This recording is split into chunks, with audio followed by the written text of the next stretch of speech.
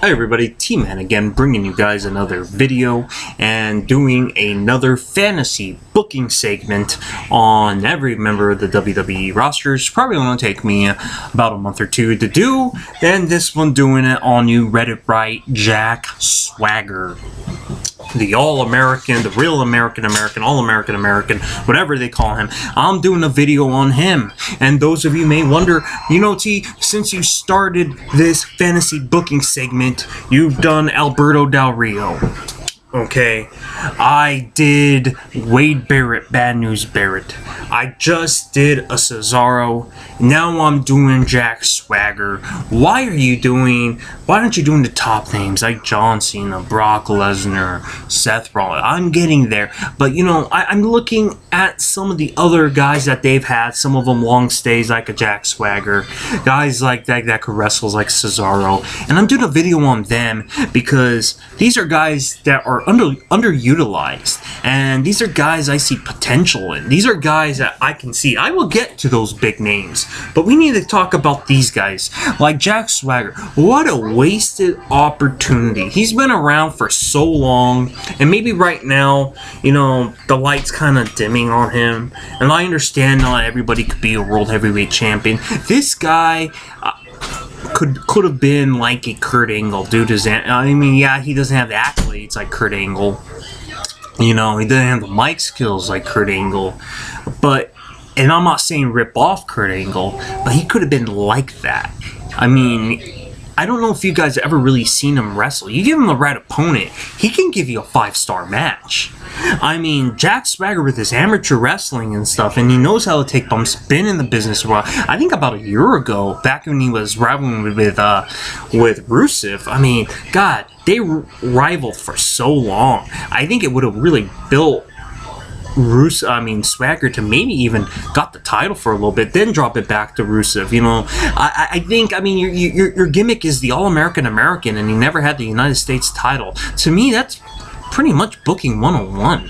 You know, wouldn't you want your All-American, you know, have the American title? I mean, a while before in some of my other videos, a couple videos ago, you know, I said that the United States title, I think I said in my Alberto Del Rio video that I did, please look at that. I said, you know, the United States title needs to be booked strong. John Cena, you know, like him or not, I don't really like him, but I respected what he did with the United States title.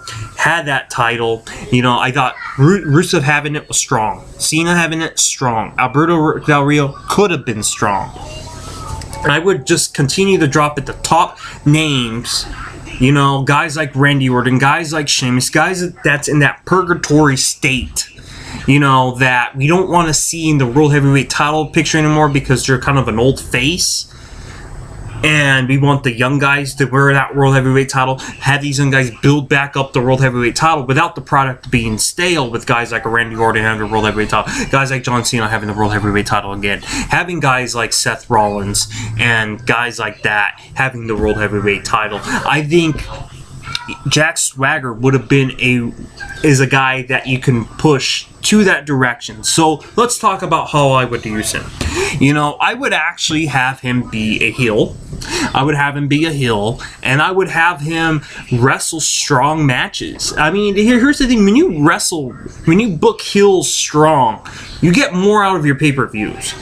I like the idea of booking heels strong, and I hate the WWE 50-50 booking. Those of you who don't know what 50-50 booking is, it's when you win one week, lose the next week. Win one week, lose the next week. No one gets a momentum. That's what's wrong with WWE, and I did a video on that. If you guys want to know what's wrong with the WWE in 2016, please check out that video. I go in deep detail what's wrong with the WWE in 2016. Anyways, I would push Jack Swagger as a heel. Have him win good matches.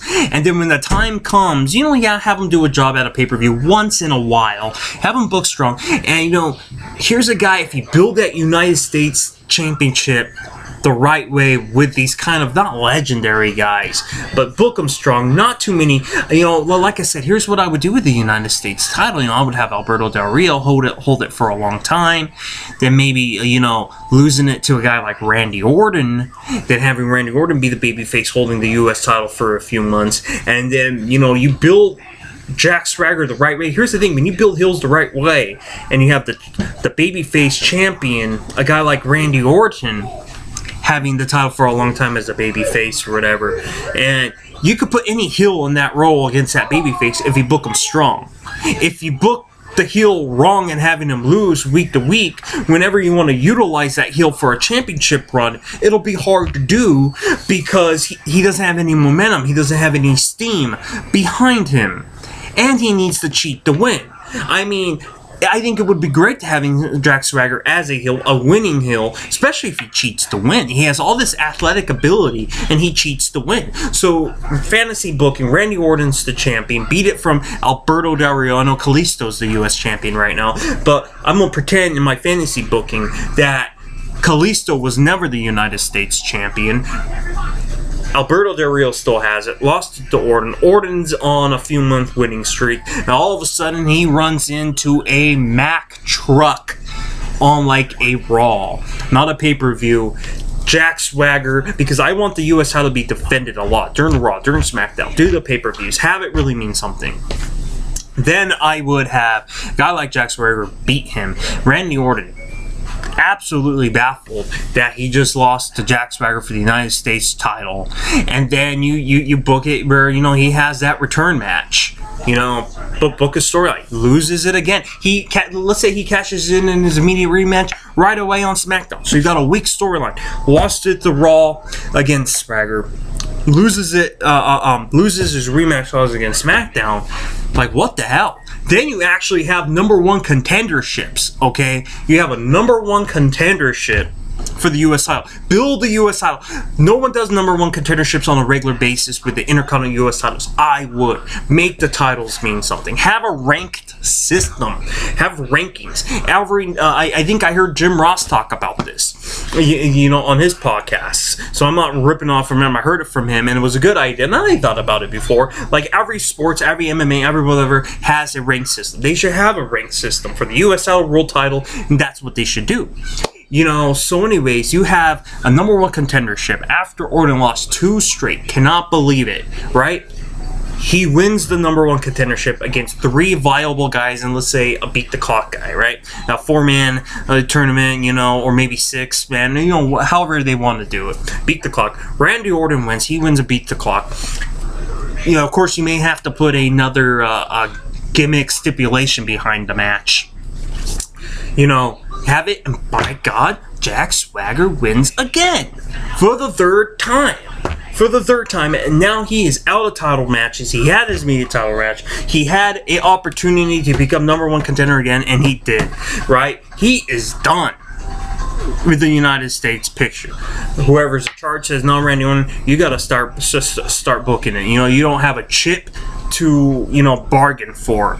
Okay, Jack Swagger has that thing, you know, and then, you know, you space it out, and so now it's like 3-4 months has gone by now since that Raw where, you know, Jack Swagger won, and then we went on that pay-per-view where, you know, he won the #1 contendership, lost it again, and then some time has gone by. You go through that a few months later, you know, Randy Orton's still chasing that title. See, chasing the title means something. He's been wronged by the heel babyface. Let's say he's cheated to win on Randy Orton on maybe all 3 of those title matches. He is furious. He's not getting a title shot. Actually chasing the title, even though it's a world title. Every title needs to mean something. Especially the babyface needs to be insulted that the heel cheated to win. So now, Orton being a babyface, he has no other option, and he's not going to be wronged. He's not going to just sit around and say, you know what, I got screwed by Jack Swagger. I'm not going to wait around and win matches to build myself back up to ready for him. I'm going to risk it all on the line. Randy Orton's going to risk it all on the line and put everything at stake, you know, putting his career on the line. I know it's overused, or if they don't want to do career, they can say, you know, no more title matches, or they could say, you know, suspended, or however we'll want to do it. They always do a career match on the line. Something that's on the line of Randy Orton that you know that it's going to mean something, you know. Or if you really want to go more personal, I've always liked personal, you know, rivalries. Personal rivalries. Let's say that, like, if it was like in in Missouri, right? Randy Orton, St. Louis, Missouri, Randy Orton's hometown, right? Let's say that last title match he had when he lost, right? When he won that #1 contendership. Let's say his daughter was there, right? We all know how much Randy Orton thinks of his daughter, and then seeing his daughter in tears, like his father, who was a great champion for so many years, losing.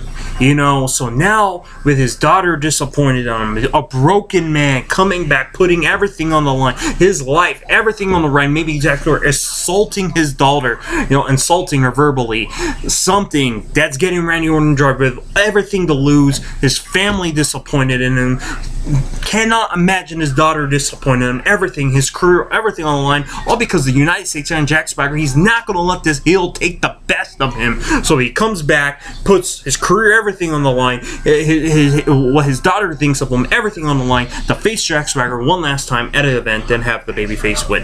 That's the type of formula, that's the type of booking I would do. Every character will have a storyline. Every guy is not going to lose one week, you know, win the other one. That's what you do with guys like Adam Rose and all that other stuff. You have to put entertainment. You have to put things in order. That's what I would do. That's what I want to see in WWE. I want to go back to feeling something for the characters and not just saying, "Oh wow, that was a nice high spot. Oh wow, devastating move," but no story behind it. No. You want to feel for it, you know?